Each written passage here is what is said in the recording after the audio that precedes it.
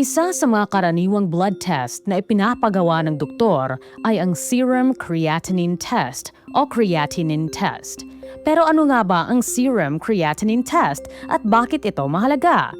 Ang serum creatinine test ay isang blood test na sumusukat sa antas ng creatinine, isang waste product na nalilikha ng muscles. Tinutulungan nito ang doktor na malaman kung maayos na gumagana ang kidneys sa pagsala o pag-filter ng dumi sa dugo.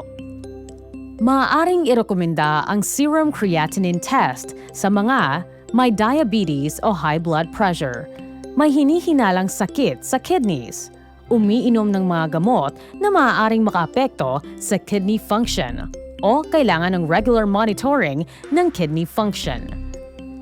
Mahalaga rin ang serum creatinine test bago sumailalim sa ilang procedures tulad ng CT scan o MRI na gumagamit ng contrast dye, coronary angiography o cardiac catheterization, ilang major surgeries lalo na kung kailangang masuri ang kidney function bago ang operasyon, at bago simulan ang ilang gamot na maaaring makaapekto sa kidneys. Ilan sa mga dapat na tandaan bago isagawa ang test ay ang mga sumusunod.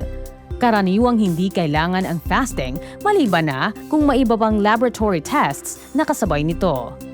Uminom ng sapat na tubig maliban kung may ibang ibibilin ang doktor. Ipaalam sa doktor ang lahat ng iniinom na gamot at supplements dahil maaaring makaapekto ang ibang mga gamot sa resulta. Ang test ay simple at mabilis. Kukuha lamang ng maliit na blood sample mula sa ugat ng braso. Kapag mataas ang creatinine level, maaaring senyales ito na hindi maayos ang paggana ng kidneys. Ngunit maaari rin itong dahil sa edad ng isang tao, muscle mass, dehydration, at ilang gamot. Kaya mahalagang ipasuri ang resulta sa doktor kasama ng iba pang laboratory tests tulad ng estimated glomerular filtration rate o EGFR upang masuri ng mas tama ang kidney function.